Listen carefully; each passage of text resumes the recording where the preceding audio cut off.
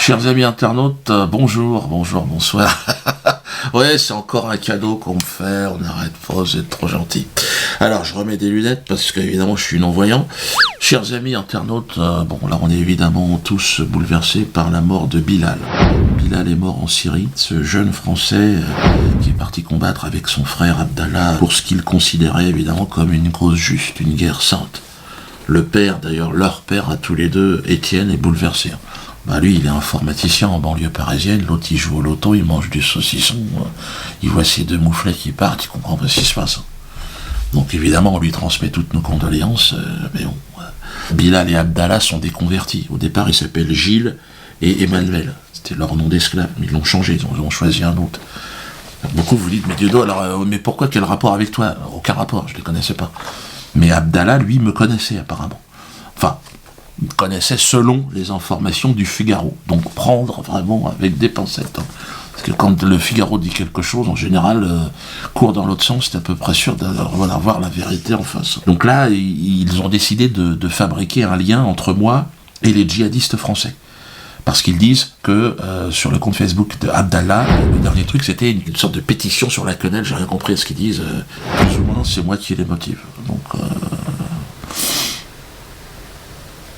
j'ai une responsabilité après avoir été recherché pour apologie de terrorisme, pour Feu Follet, une petite vidéo que j'avais fait de commémoration.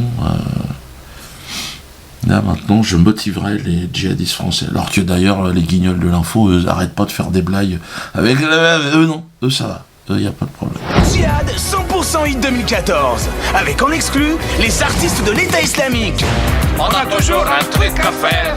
Quand on est dans le désert, les étagères font badaboum. Quand toi et moi on fait boum boum boum.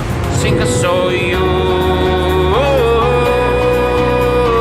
Et pour tous CD achetés, un voyage gratuit au Moyen-Orient. Bienvenue, frère. Ah ouais, c'est trop frais, gros. Parce que le Figaro, le fait d'avoir une barbe et d'être noir, pour eux, quelque part, je suis un mangeur d'hommes, quoi. Je suis un djihadiste, j'ai envie de décapiter les gens. Ce qui est vraiment mensonger, puisque moi je suis dans la lumière de Jésus-Christ. Parfois on peut ne pas le voir, mais c'est vrai, ça peut ne pas être évident pour tout le monde. Mais bon, moi, je suis non-violent. Je suis, comme nous le proposait notre Seigneur et Christ ressuscité, moi, la non-violence absolue. Je pense que la violence est un piège, il ne faut pas tomber dedans. Pour ça, d'ailleurs, Abdallah, j'ai envie de te dire, parce que je sais que ton frère est décédé, reviens maintenant.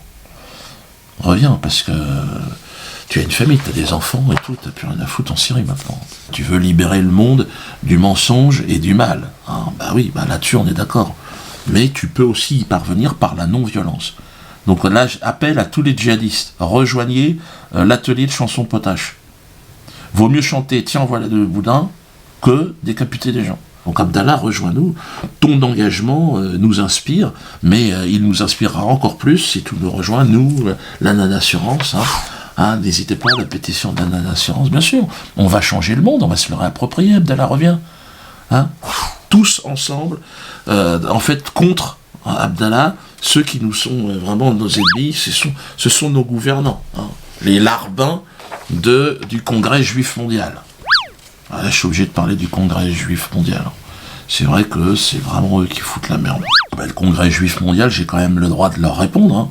Cette organisation mafieuse et sataniste, financée par les Rothschild, qui a fait savoir dans un communiqué de presse qu'ils avaient fait donc l'éloge de leur bouffon en chef, Manuel Valls. Ils sont contents d'avoir fait plier le Conseil d'État de la France. Ça fait longtemps que le Conseil d'État, il tient plus tellement la route. Quand les juifs mondial, tous, tout le monde est là, tout le monde est aux ordres. Alors je vous invite d'ailleurs pour plus de précision à vous reporter à l'excellent article du site Pananza, Attali, au CJM, donc le Conseil juif mondial, Congrès juif mondial. Notre rôle est de créer une bourgeoisie musulmane. Merde. Ils ont un projet, le Congrès juif mondial, c'est de racheter tout le monde entier. Dès que ça gueule un peu, rachète un peu les gens. t'en prends 2 ou 3, tu leur donnes un peu d'argent, puis ils vont calmer les choses. Les mecs, ils ont des projets pour l'humanité, c'est extraordinaire, le Congrès juif mondial. Putain, s'ils pouvaient avoir le projet d'arrêter de nous casser les couilles, ça serait déjà pas mal, hein, putain. Comme dirait mon directeur de la publication, putain. Congrès juif mondial, le patron actuel, le président, c'est le Ronald Lauder. Lauder, il s'appelle. Ouais, Roger, Lauder. Ouais, Roger a raison, Lauder, il porte bien son. Ouais, quand il ouvre la bouche, c'est vrai que... Même toi, même Roger, même une mouche à merde s'est évanouie. Alors, vous imaginez l'odeur. Alors, c'est un multimilliardaire, l'odeur. Il achète des tableaux à 140 millions, comme ça, comme toi, t'achètes un Pif Gadget. Il met ça au-dessus de sa cheminée, il regarde, ouais, je suis content. Puis quand il a plus de feu, il met ça au feu. Ah, ils ont du pognon, ils chient le fric. Price, of course, didn't matter. Lauder spent $135 million for the Klimt in 2006. In total, Lauder has spent more than $1 billion on the arts, but he questions whether the next generation of billionaires will approach art as collectors or as investors. Et alors, ce qui est très amusant, c'est que François Hollande, l'ami descendant, le socialiste, parce qu'il est pour les pauvres, et bien lui, il a décoré de la Légion d'honneur, donc Lauder, le 6 février 2013. Il a dit, ouais, il est bien, il faut ça m'inspirer, c'est un homme de paix, de culture et d'engagement. Oh François, tu fais n'importe quoi. Là, ils veulent supprimer le chômage. Non, je rigole les gars, parce qu'il nous reste au moins ça. Il nous reste un peu de rigolade. On peut rigoler.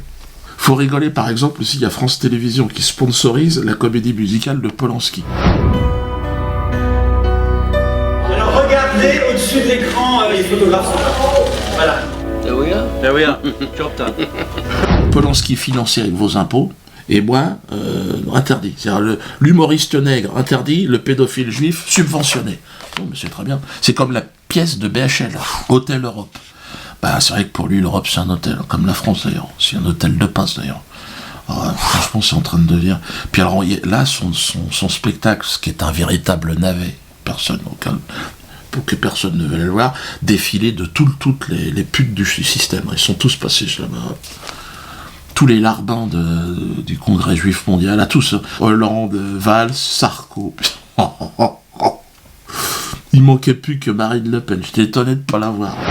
Je voulais évidemment venir pour voir cette pièce, cette œuvre. D'abord parce que j'ai une profonde admiration pour Bernard-Henri Lévy. C'est une pièce très importante. Bernard-Henri Lévy démontre une nouvelle fois ses qualités d'écrivain, d'auteur. On a passé un moment et je dois dire que M. Weber était exceptionnel. Par contre, le public, personne ne peut blairer cette pièce. C'est pour ça que ça l'énerve, BHL. Il m'appelle, moi, le bandit friqué. Quand cette espèce de petit bandit friqué, qu'est Dieudonné, organisait ses meetings en province et qui se trouvaient des milliers de Français pour acheter leurs billets, des fortunes pour venir y assister, il y a eu des Juppé, des Estrosi, donc c'est pas seulement la gauche, pour tenir bon et pour dire non, ils ne passeront pas. Oui, parce que lui, il fait pas un strapontin, il n'arrivera pas à gagner de l'argent avec le spectacle, ni avec ses bouquins. Heureusement que sa famille a dépouillé l'Afrique et s'est fait des milliards en détroussant l'Afrique de son bois précieux. La BHL, scrapule, sans aucun talent, putain. En tout cas, ils sont nerveux. Hein. Puis là, le CGM, ça devrait continuer parce que mes deux avocats qui ont sorti ce bouquin, qui est en rupture de stock partout, c'est le best-seller. Alors, ils ont essayé de l'étouffer dans tous les sens. Vous pouvez encore le commander, il en reste ici. Là, c'est en réédition maintenant. D'ailleurs, je vais pouvoir partir en tournée grâce aussi à mes avocats qui ont pris la précaution d'envoyer le DVD du spectacle, de ce nouveau spectacle que je joue, La Petite Bombe, au Conseil d'État, au ministre de l'Intérieur, à tout le monde, au procureur de la République, et ben de manière préventive, j'ai été interdit par le Conseil d'État, là, de manière préventive, c'est de leur dire, est-ce qu'il y a quelque chose qui vous dérange dans ce spectacle ? Et ils ont répondu, non, enfin, c'est pas... donc il n'y a aucune espèce de problème, enfin donc je jouerai ce spectacle. Donc dépêchez-vous, venez voir le spectacle à Nantes le 27, Biarritz, alors je jouerai pas, les gens de Biarritz allaient à Pau, c'est juste après, il y a Toulouse aussi, donc la tournée qui s'organise, très très haut niveau. Alors Gage, vous savez que lui, je vous avais posé la question la dernière fois, il veut me pourrir ma vie, souvenez-vous. Si on peut pourrir la vie de Dieudonné, qui est indigne de se produire sur des infractions qu'il a commis par ailleurs, eh ben écoutez, faisons-le. Voilà, Gage veut me pourrir la vie.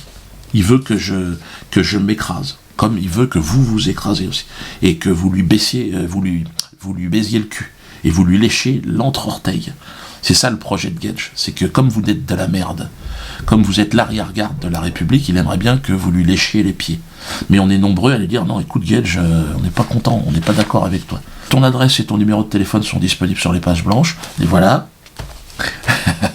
Donc, alors, dans la non-violence, dans le respect évidemment du droit et des lois, vous avez le droit de lui envoyer des réflexions par rapport à ce qu'il a dit. Lui dire que bon, s'il aime pas l'humour de Dieudonné, qu'il fasse son alia et qu'il aille rigoler à Jérusalem. Il y a peut-être des humoristes qui lui plaisent là. Envoie-lui des courriers, si vous habitez Massy, n'hésitez pas à glisser dans sa boîte aux lettres quelques messages. Gage, arrête de pourrir la vie de Dieudonné. Il y en a une autre à qui on essaie de pourrir la vie, c'est Farida Belgo. Najat Belkacem ne peut pas la blairer. Farida, elle a décidé de la virer de son poste d'enseignant à cause des JRE. Donc là, soutenez évidemment la courageuse Farida.